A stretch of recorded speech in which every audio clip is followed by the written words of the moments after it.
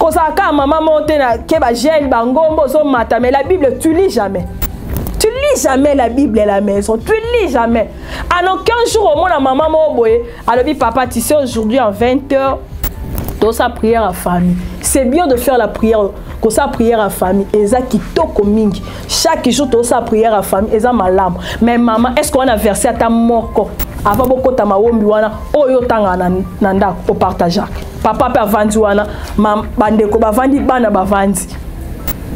Bo partager pe, au tangi pe, lecture mon la Bible, au partager en pe. Avant beaucoup ta prière. Nanda kutango tikala, est-ce qu'on aura atteint au lac Saban la Bible?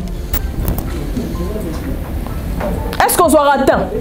Je cherche des femmes qui sont capables de transformer l'ibotane, de transformer l'environnement. Son église, ces femmes-là que je cherche, il y a au salon on a ma casse notée. Ceux qui l'ont embêté dans mon sang tout est. On t'a sauté. Dans la valeur spirituelle, il y a l'adoration. Maman, l'adoration, hein, c'est de découvrir Dieu dans le profondeur.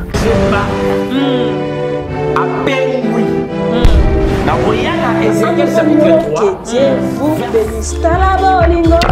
Yesu yakango linga ye yotinde linga liloba ya tango liloba yango le dépouillement liloba yango etamboli nanga ye otistelenga le dépouillement yozanzambe na bolingo yobongi na lokumu lokumu eza ya yo yawe lokumu eza ya yo yozanzambe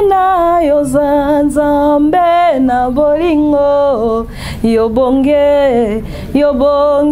na lokumu eza ya yo yawe lokumu eza ya yo salanga ina yeba mbaposa ya motema na yo lobanga na yo kae mabanzo ya molimo na yo mbongonga na loba papa mayo yo na moni na miso bongonga na tatola papa liboso na yo simbanga na ningana na nguye loboko na yo bongo na miso papa mabolongo na se na tatola na mitika yawe liboso na yo. Voilà, merci beaucoup nzambalola apambola bino esengeli komitika liboso na Yesu Kristo Masia.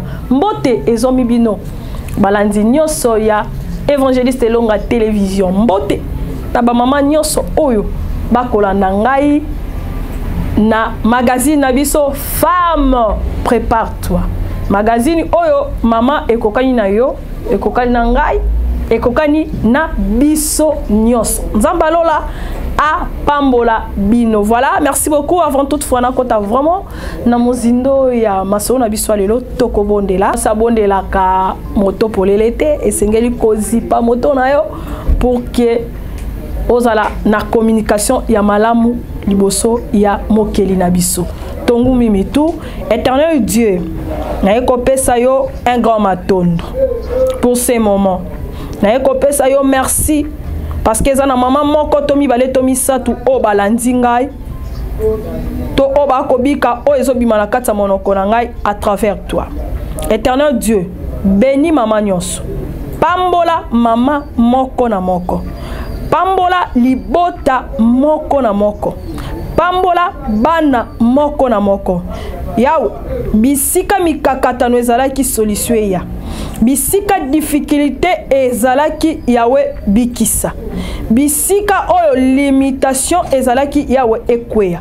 Na kombo na Yesu Christ Masia. Que la gloire et l'honneur et louange soient rendus à toi, Père Céleste, na kombo na Yesu Christ Masia. Amen. Voilà, merci beaucoup. Merci vraiment beaucoup. J'aime vos commentaires, j'aime vos encouragements. Et ça salanga vraiment malamu mingi. Dalingi émission oyo vraiment to me mango din caractère oyo elongo bani pona ko aider ba mama lobi. c'est-à-dire que tout ça lango kapo non salate tout ça lango po esunga ba mama lobi so que vraiment maman moko akotala nga la pesi maman Clarisse mbote motema ya papa Claude ba couple pe opena ba ngobanga nzambe so ki bozali boko melanga je manquerai pas ya opesa bino mbote bisika ekozwa mabino voilà motema ya papa Claude merci beaucoup vraiment maman Clarisse bon retour à toi là où tu es na Belgique voilà merci beaucoup émission on a resenga été et ça la malolenge sengeli c'est-à-dire que tout se soutenir s'il y a makambo kobakisa il y a quelque chose à ajouter pour l'évolution de cette magazine Femme prépare-toi voilà dernièrement tu vas qui kolobela sur la valeur intellectuelle tu vas kolobela la valeur intellectuelle tu meka qui kosimba certaines valeurs intellectuelles oh moi si akoki na kozala nango moi si a motu ya mingi na oloba mingi émission nanga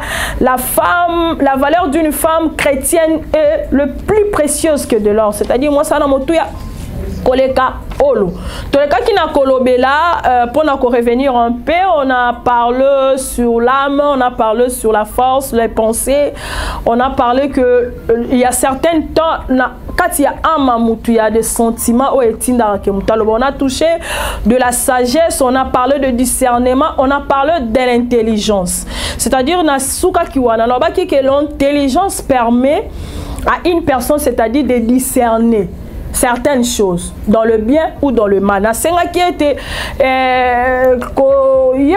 ba mama oyo ba suki nanu ba mama oyo moi kela sipena moi makoke zala ki te ba papa ba parents ba tangisa ki bango te mona ke ezala ba mama mususu bazana na ba difficulté ya kokomana ni botangi lingala ezala ba mama mususu bazana na difficulté ya kokoma pe français pe kotanga même bible ya lingala même kotanga bible ya linga français c'est-à-dire que moi ba soutien wana a aider ces femmes to bano kitana ba terrain na ba descente na bisa ki bino faire de surprise aux servantes de l'Éternel voir comment ba préparer le lenge ya bango ya kobika pour moi le lenge ya biso ya bozalisi étant que moi si tu perds certaines valeurs et ça vraiment malamu mingiti dans cette valeur je touche la soumission yaya la soumission est partagée j'aime quand l'évangéliste Elon a dit la soumission est partagée même si la Bible nous dit que femmes soyez soumises c'est-à-dire soumission est sourara na moi cité et Seigneur pe na mobali pe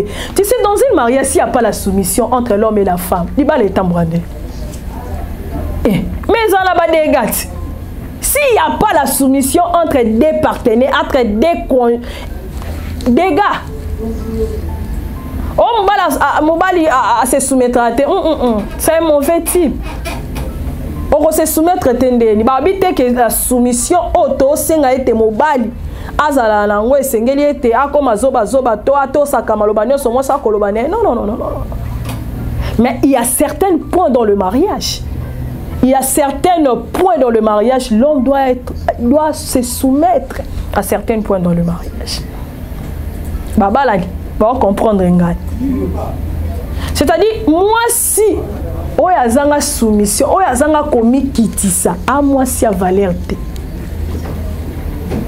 mobala lobaki yo sokomi na mama soumission ta ya maloba ya te ya maloba na émission dernière na lobaki que moi si asa pe na lolenge to relaxa moi si lolenge ya moi si ya kolobezali moi ça loba pa pamba te langage na yo vis-à-vis ya libota ya mobali même libota na omoko environnement na omoko bana misalo zona ndako langage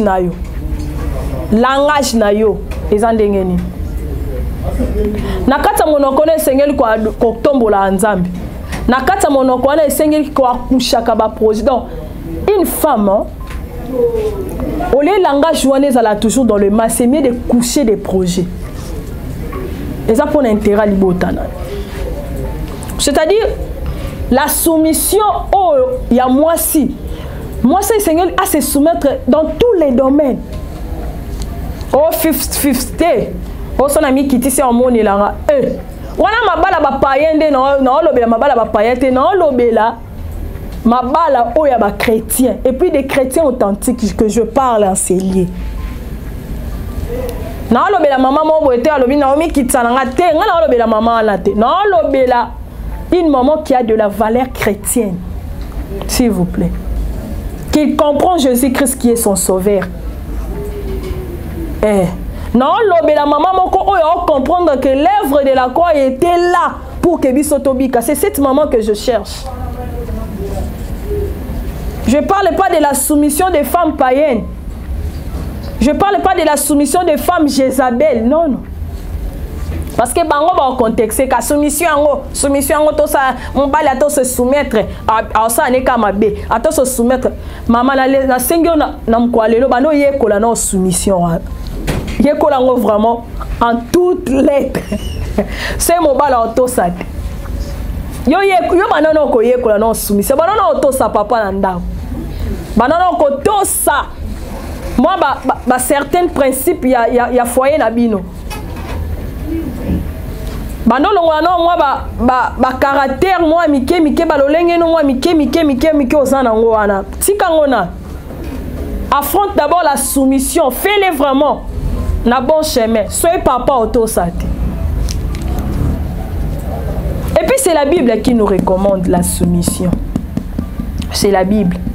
Nous surtout eza nakati ya valeur intellectuelle. Et pardon, dans la valeur spirituelle. Dans la valeur spirituelle, il y a tant de choses où il faut moi ça zana. C'est-à-dire l'obéissance et la soumission. Et ça m'a commis balé et tambola et salibo. Mais tout le monde a le roi nenge moko. Mais et kende tibo et kabwan. C'est-à-dire que l'obéissance pour moi, je peux dire que c'est de reconnaître quelque chose ou une personne. L'obéissance vis-à-vis de ton Dieu. Si tu arrives à obéir le principe de Dieu, le loi de Dieu, la parole de Dieu, pour obéir dans le bal, non. Yorutu, n'a évité. Jamais aux allants obéissants.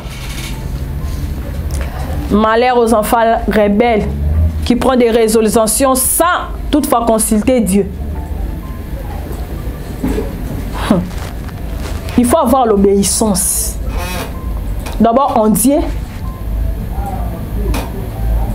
à ton église, à ton mari. Auto saate. Surtout si tu as un angle de profession, so yorutu message lobi na oyo kate nzambe fa lobela nga yo moko lobi na mama nga moko mama ba frère Fabrice Songo la maître Fabrice Songo la lobi kola comment panka anuna Dieu dit yo boy ko obéir lobi kola lobela yo moko. La kola loba. Tu n'obéis jamais à la parole de l'Éternel. Donc c'est-à-dire l'obéissance c'est pas seulement dans la prophétie. L'obéissance même de la parole de Dieu. Parce que dans la parole de Dieu, il y a des permissions et des interdictions. Babi, moi sans prophétiser tout, il faut à la couverte avant prophétiser. Moi, ça, on câblé l'hôtel, c'est le manque d'obéissance de la parole de l'Éternel. Moi, ça, on l'a tapé en l'hôtel, ancienne alliance. Eh, au bon bâté, il y a une histoire à Joseph à famille. So, il y a les anciennes alliances. Oh, la Joseph à famille, amen. Est-ce que David, il va amen. Moi ça il y a ma mibalité voilà voilà t'es soit ok na Romain tu vas donc quitter le 25e verset tu quitte à partir du 26e verset tu vas donc quitter bon changer basi na bino na ba usage contre nature yoka abomination bon est-ce que bon tout ça malobanza. Tu n'arrives même pas à auto samalobanza. Bon, auto samobali, non, auto c'était. Jamais auto c'était. Auto c'était. D'abord, il faut commencer ici. La vraie prophétie, c'est la parole de Dieu. Ici, il faut commencer. Tout ce qui est interdit dans la Bible, moi, ça cause ça la tête. Il faut commencer ici à obéir à la parole de Dieu. Malheur aux enfants rebelles. Aux enfants rebelles. J'aime ce passage. J'aime ça. Auto sa mobile de auto saté yaya. Auto saté maman, auto saté. L'obéissance de la parole de l'Éternel, c'est le plus important. L'obéissance est liée à consommer sa Bible, respecter ses lois et ses principes. C'est ça le plus important. Parce que ah, voilà, mais ma place pour ça la combattre. Voilà. Non, mais la maman moko attend la Bible malam. Écoutez, na première partie émission na lobby, moi c'est Seigneur attend la Bible. Ma wombi est bien. Prier sans cesse c'est bien, mais il faut consommer la Bible. Il faut lire la Bible. Ba pasteur la Bible c'est bien. Ba évangéliste et ba apôtre c'est bien. Ba la sabi so chemin oui. Mais toi-même à la maison, il faut consommer la Bible, il faut lire la Bible. Et tant autant la Bible, oh, la lecture, quand la Bible, tant la livre, mon été. Tant la Bible avec cherche la révélation de la parole de l'Éternel. Maman, non, il y a maman, tant la Bible. Parce que devant des débats, on est arrivé à Kosalani. Il y a qu'à décortiquer selon la révélation que Dieu t'a donnée.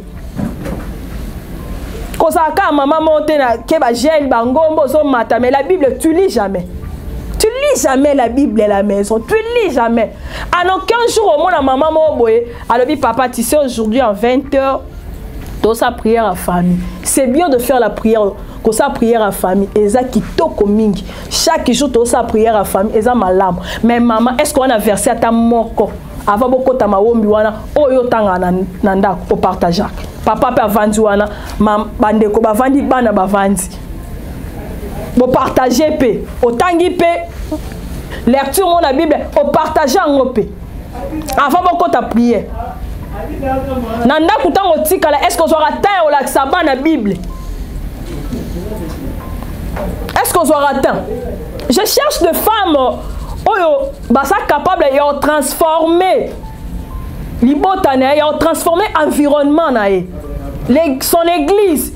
Ces femmes là que je cherche yaya osala on a makasi noté ceux lilo banzambe te na molimo on sent tout mutako sauter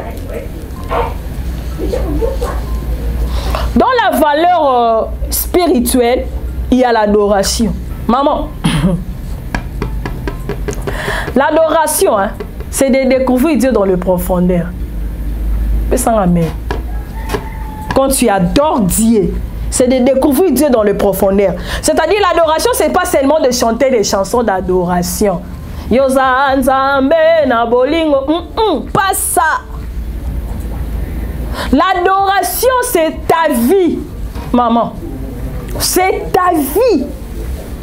Quand on va dire que de découvrir Dieu dans le profondeur, essaie seulement de prendre Dieu là comme un sujet d'adoration dans ta vie. Ta façon de parler, ta façon de voir les choses, ton habillement, tout. Dans tout le milieu où tu es, adore d'abord Dieu en vérité. Parce que adorer Dieu en esprit, oui, mais en vérité. En vérité, ça comportement, c'est ça la vérité. En esprit, c'est ça quand tu fléchis tes genoux là, tu entres dans le profondeur. C'est ça l'esprit. Mais en vérité, c'est ce qui est physique là. Tout ce que les gens voient là, c'est ça en vérité.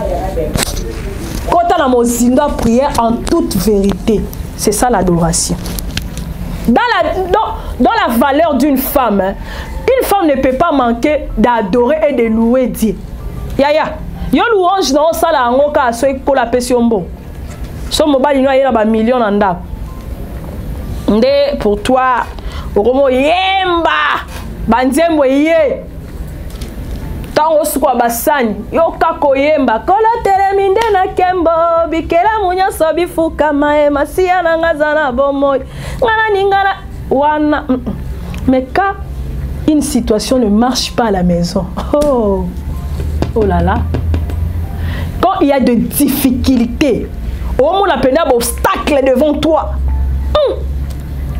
mais les cambo est comme de plus en plus pas si boendeni. Mais moi non on a ça obi kate boendeni. Papa luka musala te. Yaya. On dit louer Dieu. Étant sur ton état physique, dans l'état matériel, c'est-à-dire même dans l'état spirituel, il faut louer l'Éternel à tout temps. Même si la situation est dégradée d'une manière ou d'une autre, une femme est là pour louer l'Éternel. Louange les accords, ceux qui papa omo ke ba poto, azu ba mission, a mati grade, na musala mbongo comme kota, soto ke plus loin de l'église, mkolana ba offrande des oyana ba dim. Bon maman n'engo changer garde-robe yokoka. Wana za ba frère musuba na église ba mona pasi. Yana ba sœur mususu wana zangi li papa olata. Voilà louange toki. Alléluia, amen, amen. Biyemba yemana lopangu makelele po carton soso ekote nanda. Linzanza milki ya munene yaki. Mais s'il y a la difficulté côté nanda, prière coûte exact bon louange neza. Tu sais, prière exact bon louange neza. Anza mango peut aussi to lembi et comme il a position à boue. Oh maman ya biso shabara yembe la biso. Yo ndo koma soki kusena nga. Na tela ka motema, moto, o cheka boue. Nambe maman ni ah maman. C'est pas cette femme qu'on cherche. Non non non, c'est pas cette femme. C'est-à-dire il faut avoir la fidélité en toi. Être fidèle en Dieu, c'est plus important. Même si ça marche pas, reste là. Même si ça ne tient pas, reste là. Sois fidèle à ton Dieu, maman. Sois fidèle à ton Dieu. Car la femme, c'est une puissance. Bien aimé. La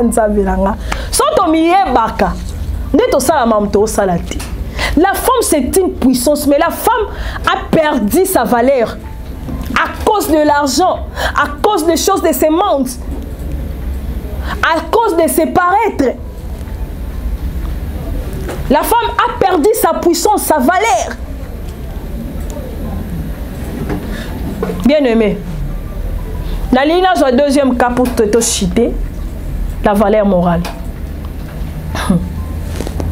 Tu sais, dans la valeur, dans la moralité, il y a l'intégrité. L'honnêteté. Des gens qui sont justes. Bon, si les gens sont chités. On dit qu'on a l'intégrité. Mais si on a simbeli Job. Job l'homme intègre. Yo s'intègre. Et le balango frère Moroboye. Amos 3:3 lobi nana terra Job. Pasteur à Job Azalaranani. Nathalie frère. Habité pour passer au Job à l'école à l'ango. Abani ko calculer ba niveau à moniteur abi à l'école ya Job té. Abo ça que molimo au centre za kiala pour l'enté à Job. Il faut être une femme intègre. Il faut vraiment être une femme intègre. Honnête. Yaya, l'honnêteté, soro zangi ango, na ebite ya. Bano bengo muibie. Papa pesa ki ombongo $100. Alobi, mama wechi, $60 oyo. Pesa ndeko, pasteur Jules Kimbeni tanga oya 20 000. Pesa boye 10 000. Pesa boye oye tikali chakuna. Tango pasteur Gilles aye, on peut payer 5 000. On a dit que pasteur Hollande la tête que frère Gilles est-ce que va payer ça qui ont $20? Maman, zalo net. Ce qui mbongo etikali ya oyebisa mapa, na bi ke koto ba mama ba oyoka na ngate. Baloba, mama weti. Makamni no loba wana. Mbongo. Mbongo. Yo biso ba mbongo to za ba mbongo. To linga mbongo te. Maman, il faut être honnête. Surtout na biloko ya, surtout na matière en bon, il faut être honnête. Il faut pas que tu aies observé maman na kati libala na biso, c'est pas bon.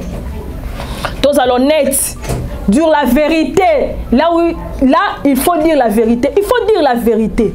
Il faut être honnête, juste. Ça là juste, maman. Avoir l'amour du prochain, la bienveillance.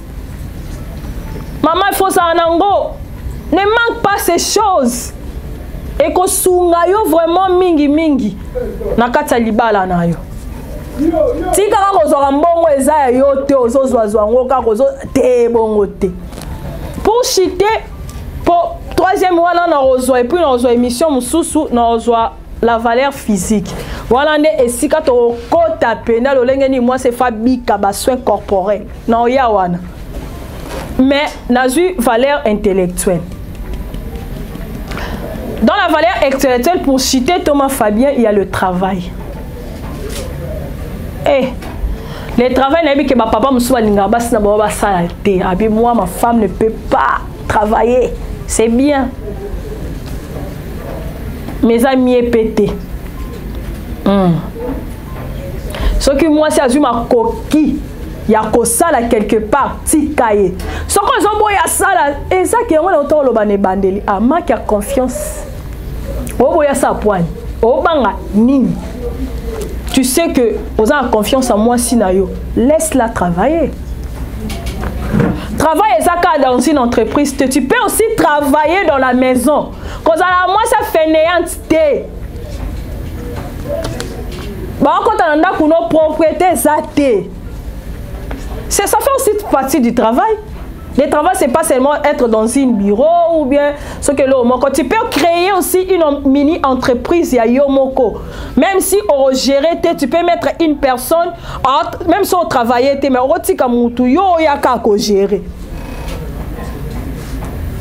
C'est-à-dire, en arrivant à coucher des projets, dans ce projet, il faut se retrouver dedans. La persévérance de ce que tu fais. Maman, je suis tellement, je vais tellement persévérer jusqu'à ce qu'il y aura des mamans. Hein. Non. En tout cas, cette émission nous a aidés. Je n'arrêterai jamais. Donc, c'est-à-dire, il faut être persévérant en toutes choses. Même si on est simbate. Nathalie émission, Nathalie sans vie kaka. Je vais aller. Non, ça bon côté. Na ye côté ya maman moko abika. Bozali sinae lobby. Lolenge na omoni na makambu lobby. Moi, je n'ai pas besoin de vie. Même 3-4 personnes qui me regardent, ça me suffit. Parce que si tu as à moi 2-3 mamans, ma pesi confiance dans l'émission, tu tiens ma canison pour de maman. Pour la préparer par maman lobby. Oh non. Et quand tu lobby, tu comme à 10, 20. Je ne cesserai jamais. Je vais aller avancer jusqu'à... Il faut avoir la persévérance de tout ce que tu fais. Il faut vraiment avoir ça. Si on est là, moi, Simba, papa est Simba, télémisa le bate papa est Simba.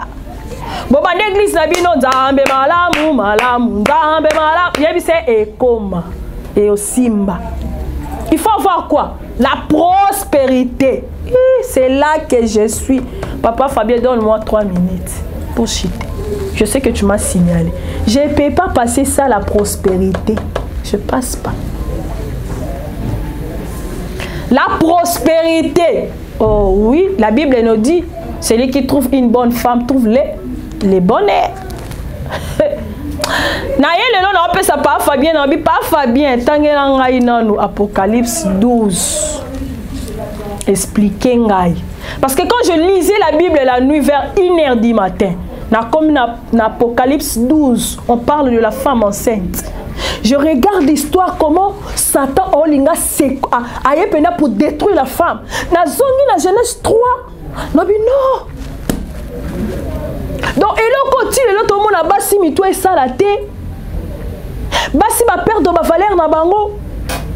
Donc, c'est à cause de ce diable qui a descendu sur la terre.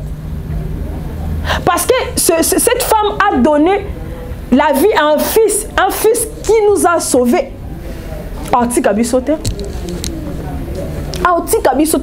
Parfois bien, je vais comprendre la révélation de cette verset-là. Il faut que tu sois là, maman, Apocalypse 12, ici, tu sois Genèse 3. C'est tellement profond pour les mamans. Il y a certaines choses qui se passent aujourd'hui là. C'est le diable qui est autour de ces mamans-là. Maman est déjà. Bobane kongenga. Bopese vi na moto. Nabino lobi kweyaki. Maman, non lingana yebisa mutu moko. Tu sais, le bonheur est le plus important que la beauté. Le bonheur, c'est le plus important que la beauté. Là, c'est sûr. Est-ce que vous partagez même ma vie avec moi? Le bonheur est le plus important que la beauté. Parce que dans la beauté, c'est un peu compliqué de trouver le bonheur. C'est compliqué de trouver le bonheur. Dans la beauté, c'est compliqué de trouver le bonheur. Il y a une beauté où nécessairement, ma beauté moussous nécessairement et peut ça bonheur. Oui. Tu vas épouser une femme très belle, c'est bien. Est-ce que c'est une bonheur? Elle a une beauté, c'est bien. Est-ce qu'en elle, il y a le bonheur? Dans notre vie, et c'est Tobika bonheur dans tout ce qu'on fait. On n'a pas besoin de la beauté. Parce qu'à l'intérieur d'une personne, c'est la beauté intérieure, non extérieure. C'est-à-dire que la femme, a bonheur, richesse, voilà. Merci beaucoup, bien-aimés. On est vraiment arrivé à la fin de cette émission.